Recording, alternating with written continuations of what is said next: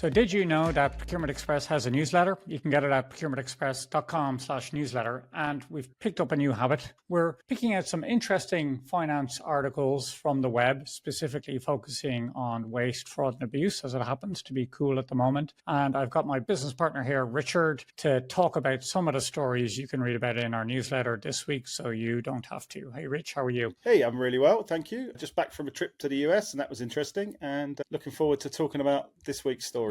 That's good, because we got some US stories to talk about this week, so maybe you've picked up some of the vibes over there and we can use them. All right, so we got 3 articles to talk about this week. We've got Naomi Campbell has been barred from charity trusteeship. We've got a $1 billion settlement for predatory lending.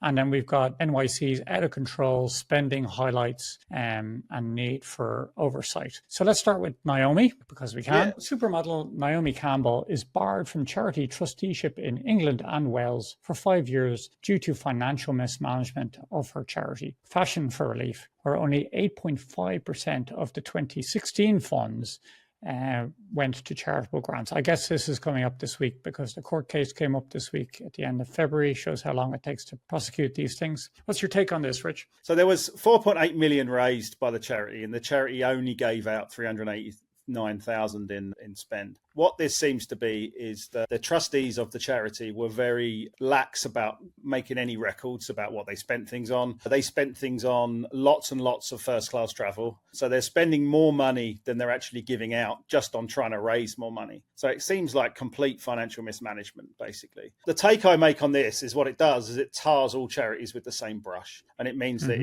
if charities that actually do things honestly and give most of their money out to the people that they're a charity for, if they do that, then they have to be really careful about keeping their records 100% so that they can prove that they are that kind of charity. Because what these kind of news report does is it makes people think twice about giving money to charity because they think that the money's going to be badly handled. They do indeed. But you could argue that they had full control because they knew they only spent 8.5% on the intention of the charity, right? If they had none, they did have no idea. Well, I think that there were some things that were recorded. I think once it was audited, they found out that they only spent 8.5%. I very much doubt that you could have asked Naomi Campbell that question and she would have been able to answer it. But there were things spent on like €3,000 a night for hotels and security costs and all sorts of things. Some of which seems to be to try and raise more money by going to the places where their donors were, like Cannes, the Cannes Film Festival and things like that. So that might be fair enough. But the fact that most of the money was actually spent on the trustees, I think there's something wrong there. Naomi herself has got some outstanding legal work to do. Apparently, she was impersonated as part of this, or she had someone who developed a social media account or whatever, persuaded people in the organization that she had conversations that she did not, according to her. And this is a case, we've seen this a couple of times here, where you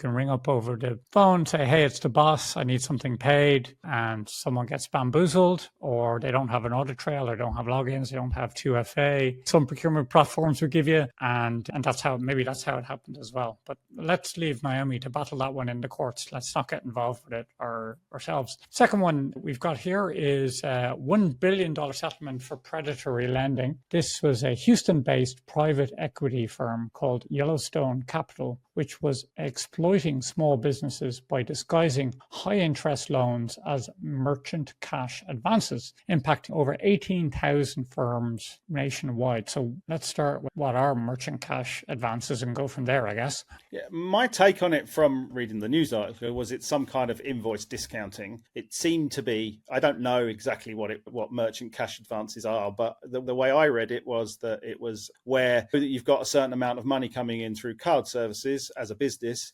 and rather than having to wait the 30 days or so for that money to come in, you need that cash straight away, and so you go to a company who give you that cash and charge you a small fee because it's essentially a short-term loan, right? But these guys were signed up to take money out of the business account via kind of a direct debit kind of arrangement where they could take an amount of money out themselves that they didn't have to get permission for, and they were taking out more money than was expected every single time. So it turned out that they were saying they were taking the money and they were including the interest and things like that. And it turned out they were actually charging 820% interest, which is 50 times more the legal interest allowable on that particular financial instrument, if you want to call it that. And they continue to do that, such that they had a loan book of about $530 million.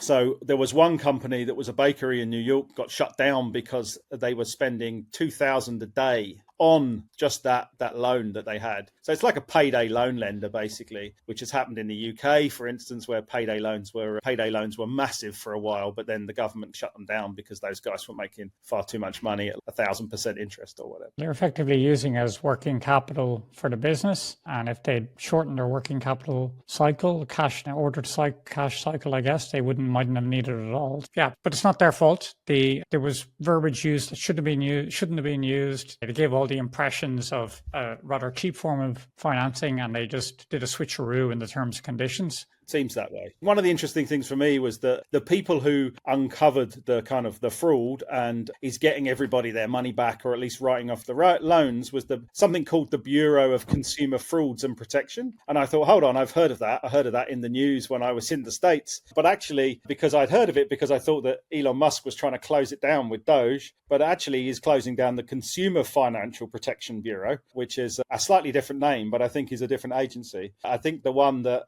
found out this fraud is based in, or is run by, the district attorney in New York, whereas the other one is federally run. But it shows that we do need, with all these financial instruments and things, we do need some kind of protection from those instruments if people are going to use them fraudulently, I think. And if we can be protected in an efficient way from them, then I think we need those kind of agencies in a lot of respects. Well, it certainly worked. They recovered, $1 billion in this case? They've written off $530 million of loans, and they've made the company write them off. They've also recovered some other money that's compensation. And I think that there's more compensation to come now that a few people have been involved with the prosecution. Now, lots of other people are going to come out of the woodwork and go after them, I imagine. All right, let's wrap it up then with our last story. Now, Rich, we should tread lightly here because you're not even in the US anymore, and I haven't been there for at least a year, so we should not let sleeping dogs lie maybe. But this is NYC's out of control spending highlights need for oversight. So what happened? NYC faces criticism for overspending on migrant services and nonprofits while neglecting veterans and local citizens. A notable cost was a $59 million from FEMA for housing and $66 million from migrant legal aid in 2025. Yeah, this is interesting. It's very political. It was interesting to me was that this story was written by the New York Post, and I think that's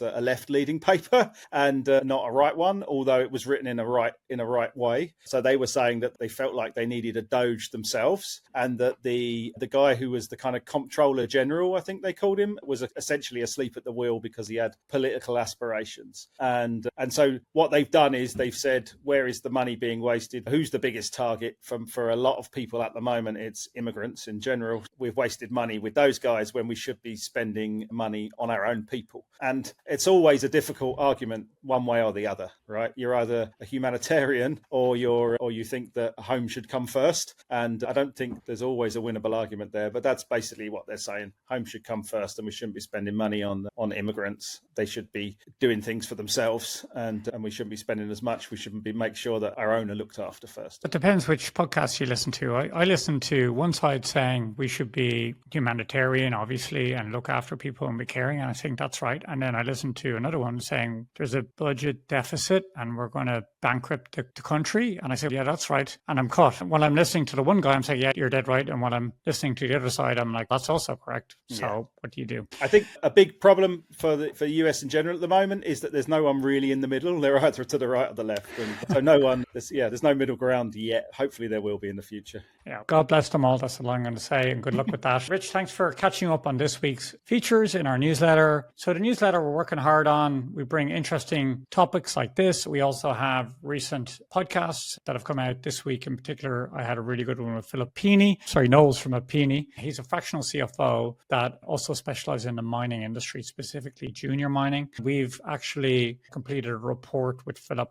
as well, which we're giving away on cost control for junior mining. So from Naomi Campbell to junior mining in one podcast, how do we get there? I don't know, but we're here. Thanks very much for listening. Thanks.